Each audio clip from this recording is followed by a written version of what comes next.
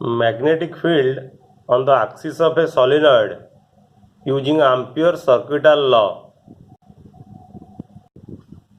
Solenoid generate magnetic field.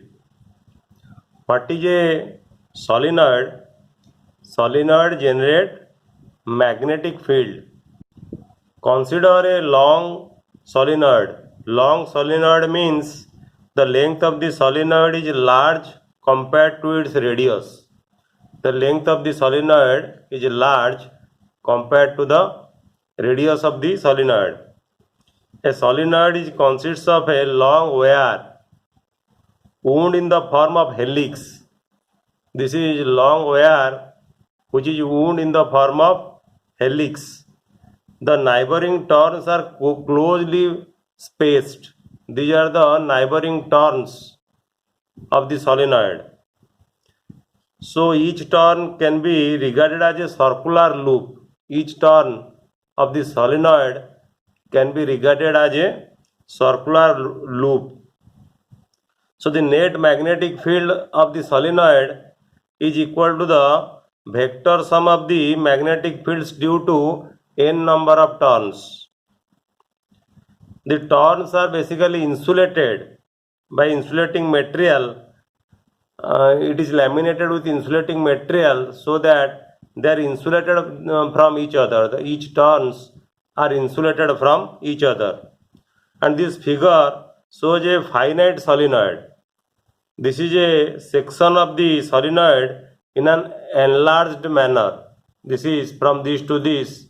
This is a section of the solenoid which is in enlarged manner. You see the magnetic field between the two neighboring turns vanishes. Here the magnetic field between two neighboring turns vanishes. You see this is the current. This is the direction of the current. You see here the current direction is shown in dotted one. Dotted means the current is upward. Here the current is coming up and it is represented by cross. You see here it is represented by cross. You see this is cross means the current is going down. So here the current is going down and here the current is coming up. So using right hand thumb rule, the magnetic field for this turn, suppose you this is the direction of current which is coming up. Here the current is coming up. So this will be the direction of the magnetic field. This will be the direction of the magnetic field for this turn and this will be the direction of magnetic field for this turn. So applying right hand thumb rule, the magnetic field for this turn is suppose in anti-clockwise direction. This is in anti-clockwise direction. Applying right hand thumb rule for this adjacent turn, this is the adjacent turn. Suppose here the direction of the applying right hand thumb rule, the direction of the magnetic field is also in anti-clockwise direction.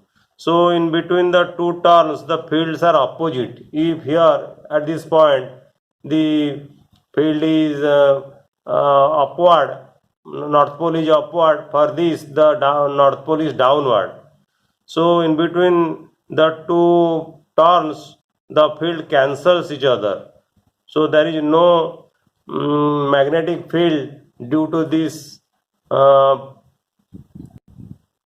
neighboring turns. Similarly, the magnetic field between any two neighboring turns, they vanishes. Here also the magnetic field vanishes. So the magnetic field outside the solenoid, if you see the magnetic field outside the solenoid here, suppose at the point Q, it is very weak, and we assume that the field outside the solenoid is equal to 0, and the field inside the solenoid, suppose if you take a point P here inside the solenoid, here the field is uniform. You see the field is uniform and is along the axis of the solenoid. So in between neighboring turns the magnetic field vanishes, or magnetic field is equal to 0, and outside the solenoid the magnetic field we will take is very weak, so it is also equal to 0, and only we will calculate the magnetic field inside the solenoid. So we want to calculate the magnetic field due to a very long solenoid. Suppose the solenoid is very long, and for this, to calculate the magnetic field due to a very long solenoid, you consider this Amperian loop. Suppose the Amperian loop is A, B, C, D, and along CD, you see along CD, the field is equal to 0. It is outside the cylinder, outside the solenoid, so the field is equal to 0. And along AD and BC, this perpendicular distance, along AD and BC, the field also is equal to 0. And let the magnetic field along AB in this direction, let us say the magnetic field is equal to B. The magnetic field is equal to B, and length of this Amperian loop, this length, let us say, is equal to h. From this to this, the length is equal to h, and number of turns per unit length, suppose, is equal to n. Then what will be the number of turns in this length h? The number of turns in this length h will be equal to n into h. Suppose current in this solenoid is equal to I.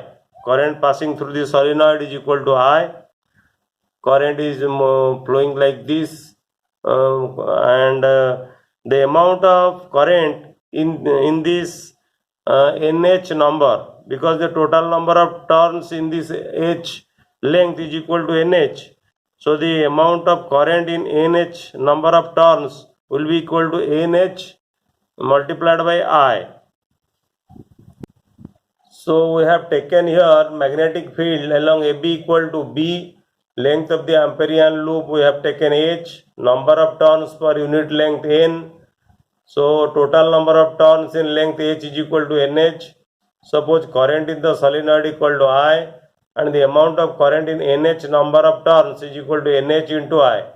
And if you apply Ampere's circuital law, then integration of B dot dl is equal to mu 0 into I, and here B dot dl will be equal to B into the dot product B dot dl will be equal to B dl cos theta. Here theta will be equal to 0. So B into integration of dl will be equal to h, and that will be equal to mu 0, and the current we have calculated nh into I. So B will be equal to mu 0 into Ni. So the magnetic field on the axis of a solenoid is given by mu 0 times the number of turns multiplied by the current passing through the solenoid. And the direction of the magnetic field is given by the right hand rule. You see in this figure, suppose along the direction of the curl of your finger, if you take the current along the direction of the curl of your finger, then along the thumb, it will show you the direction of the magnetic field.